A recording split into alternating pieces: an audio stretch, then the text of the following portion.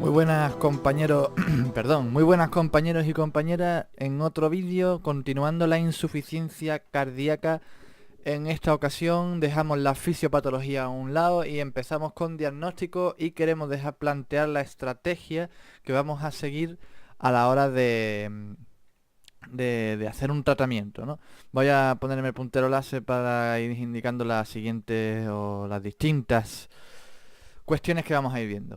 La primera es cuáles son los síntomas de la insuficiencia cardíaca, o dicho de una manera más poética, si queréis, es la representación externa de la fisiopatología que vimos en el vídeo anterior, ¿vale? Cómo puede evolucionar la insuficiencia cardíaca y cuáles son los grados de gravedad según la NIJA, que todavía no sé muy bien exactamente lo que es, no sé ni lo que significan las siglas, pido disculpas de antemano. Vamos, si alguien lo sabe y me lo quiere comentar o deja escrito, pues bienvenido sea, ¿no? Pero, a fin de cuentas es una clasificación en función del estado de gravedad de la enfermedad. Bien, y por último vamos a dejar planteada, como hemos dicho, la estrategia para tratar la insuficiencia cardíaca, el planteamiento. Vámonos primero a identificar o cómo identificar la insuficiencia cardíaca. Vamos a tener una serie de síntomas en íntima relación con la situación fisiopatológica que se vive, como hemos dicho de manera poética antes, y vamos a ver que tienen una sensibilidad, que es la probabilidad de que teniendo insuficiencia cardíaca se dé ese síntoma. Especificidad es la probabilidad de que un paciente que no tenga insuficiencia cardíaca no presente ese síntoma. Y valor predictivo positivo es la posibilidad de que, habiendo uno de estos síntomas, pueda decir yo que el paciente tiene insuficiencia cardíaca. Un poco lío. En realidad está mal expresado como lo acabo de decir. Sería sabiendo que tiene disnea o ortopnea o disnea paroxística nocturna, etcétera, etcétera, sabiendo que tiene uno de estos síntomas, cuál es la posibilidad de que tenga la enfermedad, en este caso insuficiencia cardíaca. Vemos que según esa definición, que corresponde a valor predictivo positivo, son valores muy bajos, casi todos por debajo del 50%, menos la presencia del tercer ruido, que es un poco más característica, ¿no? Pero en general todos son valores muy pequeños. Eso lo que nos está indicando es una máxima, sobre todo en la insuficiencia cardíaca, pero en la medicina en general. Y es que no son ninguno de estos síntomas de la insuficiencia cardíaca es patognomónico. Es decir, si yo veo, aunque vea yo todos los síntomas estos en un paciente, yo no puedo decir esto es insuficiencia cardíaca hasta que no lo haya comprobado en una analítica. Obviamente en una analítica, en una radiografía, en un ecocardiograma, en alguna prueba diagnóstica que ratifique efectivamente la orientación de ese diagnóstico previo. O ese diagnóstico sintomatológico, podríamos decir, ¿no? En función a los síntomas, la historia clínica, etcétera, etcétera. Bien, nada más que decir de esto, simplemente desear y esperar que no pregunten estos numeritos en un examen. Los síntomas sí, macho, pero no cuál es el valor de especificidad de la ortopnea en la insuficiencia cardíaca. Porque me bajo los pantalones y me voy gateando a casa, ¿sabes cómo voy a eso? Pero bueno, esto es lo que hay, una tabla de referencia. Decir que también los valores de especificidad de algunos síntomas son muy altos. Esto quiere decir que en pacientes sanos es difícil encontrarse, o en pacientes, mejor dicho, que no tienen insuficiencia cardíaca, va a ser complicado o difícil encontrarse estos últimos síntomas que, como veis, son muy o parecen muy característicos, ¿no? Ingurgitación yugular, bueno, presencia de tercer ruido, ya habíamos visto. Y poco más. Vamos a la siguiente diapositiva, que es, al fin y al cabo, como nos interesa, que es cómo la diagnostico. Pues tenemos criterios mayores y criterios menores. Hemos dicho que para diagnosticarla, al fin y al cabo, hace falta una prueba diagnóstica que la ratifique, ¿no? Pero, aunque yo tenga esa prueba diagnóstica, tenemos que tener un criterio diagnóstico. Y ese criterio diagnóstico consiste en que los síntomas que hemos visto antes se agrupan en dos grupos. Un grupo de criterios que van a ser criterios mayores y otro grupo de criterios que van a ser los criterios menores. Bien, Cada uno, el ruido 3, el edema agudo de pulmón, que por cierto no he explicado cada uno de los síntomas, pero creo que se entienden, ¿no? Disnea paroxística nocturna es una disnea, la disnea es una sensación subjetiva de falta de aire. Disnea paroxística nocturna, paroxística significa repentino, nocturna en la noche, he explicado el síntoma paso por pasito, ¿no? Sensación de falta de aire repentina que ocurre durante la noche por la bajada de tensión, de presión de la circulación. Ingurgitación yugular, hoy estoy lioso, ¿eh? Ingurgitación yugular por congestión sistémica, estertores por congestión en la circulación pulmonar, que se escuchan, cardiomegalia por, obviamente, el desarrollo del miocito que vimos en el vídeo anterior, edema agudo de pulmón, lo mismo, relacionado con los estertores, el ruido 3 de galope, en fin. Y los criterios menores van a ser edemas en los miembros inferiores, tos nocturna relacionada con la disnea paroxística nocturna, disnea de esfuerzo, hepatomegalia, etcétera, etcétera, etcétera. ¿Vale? Están aquí, creo que todo el mundo sabemos leer, ¿no? Bien, entonces, ¿qué criterio tenemos que llevar a cabo? Pues si nos encontramos dos criterios mayores, o bien nos encontramos dos criterios menores más uno mayor, entonces podremos decir y justificar que el paciente tiene una insuficiencia cardíaca. Ojo, que yo me encuentre dos criterios mayores, no puedo decir a voz viva, ah, esto es insuficiencia cardíaca, o eso es lo que yo he entendido, ¿eh? Lo que significa estos criterios es que yo hago una prueba diagnóstica y cuando tengo esa prueba diagnóstica, entonces me voy a estos criterios. Y solo si tengo dos criterios mayores o dos criterios menores más uno mayor, entonces digo que es insuficiencia cardíaca. Antes no. Si yo tengo las pruebas diagnósticas y no tengo los criterios, no estoy teniendo una insuficiencia cardíaca. O creo que es lo que quiere llevar a cabo este criterio, estos criterios Framingham.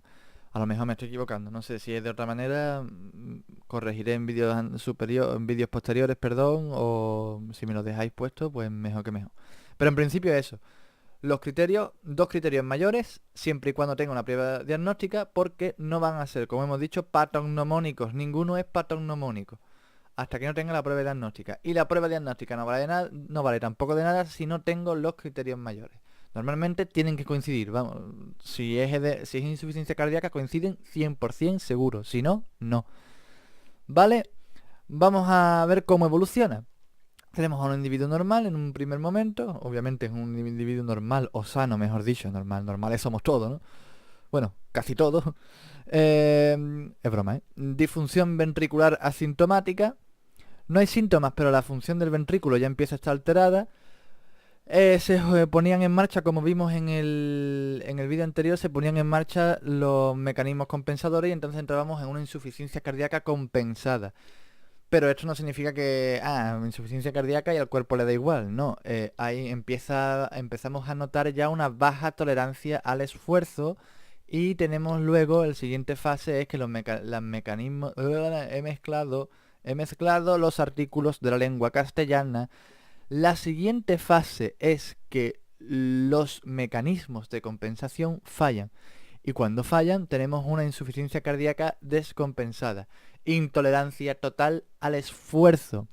Se tiene que meter fármaco y ya tratarlo porque el cuerpo de por sí no puede autosalvarse, digamos. Al final llegamos a insuficiencia cardíaca refractaria. Vaya golpe le he dado al micrófono, perdón si se escucha, luego lo veré. Insuficiencia cardíaca refractaria, que esto ya es lo chungo, chungo, chungo. Y es que los síntomas no son controlados ni con tratamiento. Síntomas no controlados ni siquiera con el tratamiento. Hace falta un trasplante o un implante o algún rollo de eso. Iba a decir un taco. Algún rollo de eso. Vale.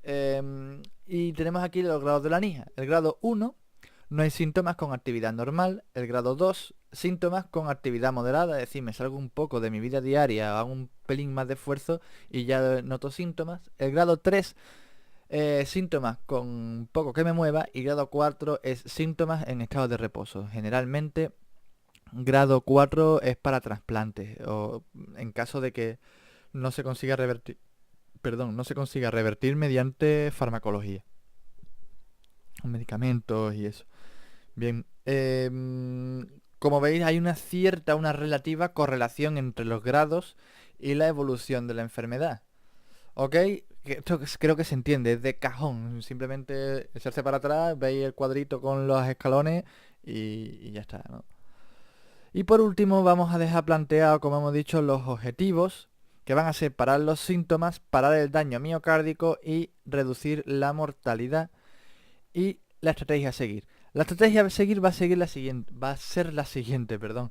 Estoy torpe, estoy torpe. Un diagnóstico etiológico, es decir, voy a buscar la causa. Si soluciono lo que me está jodiendo, ya no hay jodienda. Apuntarse ese refrán. Si soluciono lo que me está jodiendo, ya no hay jodienda. O sea, que si trato la causa de la insuficiencia cardíaca y la arreglo, la insuficiencia cardíaca desaparece. ¿Ok? Bien, tratamiento individualizado. No todo el mundo es igual. No es lo mismo una insuficiencia cardíaca en un paciente con aterosclerosis o con crisis hipertensiva o alguna historia de esa que en una insuficiencia cardíaca a lo mejor de causa genética, idiopática, que tiene que ser tratado mediante un trasplante sí o sí, ¿vale? Hay diversos sujetos con diversas afectaciones y por tanto diversas maneras de actuar. Todo muy arcoíris, pero es así. Hay mucha variedad y dentro de la variedad con cada persona hay que saber tratar para esa persona, no sistematizar, no generalizar. Guay, que me ha ido para atrás. Corregir factores precipitantes, es decir, mejor prevenir que curar. Si yo consigo que los factores que desencadenan una enfermedad no lleguen a darse nunca, esa enfermedad, por silogismo negativo podríamos decir, por silogismo no se va a llegar, no se va a llegar a dar nunca, ¿vale? Entonces es muy importante hacer una medicina preventiva, sobre todo el médico de familia, en ese caso, ¿no? Intentar reducir o hacer que no se den esos factores precipitantes o agravantes. Y por último, que será lo que veremos en vídeos posteriores, me quedo trabado con chorrada, ¿eh? En vídeos posteriores van a ser las medidas generales, una serie de pautas a seguir a nivel inespecífico podríamos decir, medicamentos, qué medicamentos se usan para abordar esta enfermedad, implantología, que son los implantes de válvulas y tal y cual, que ya veremos también, y trasplante. Pueden ser incluso, seguramente, probablemente sean los cuatro interrogantes principales de la insuficiencia cardíaca 3, el tercer vídeo, y creo y espero que ya el último para empezar con las valvulopatías y demás de cardio. Además de otras asignaturas que tengo un pelín olvidadas. Bueno, eso ha sido todo. Espero que se haya quedado clarinete y nos seguimos viendo. Hasta luego, chavales, compis y demás. Seguimos jugando.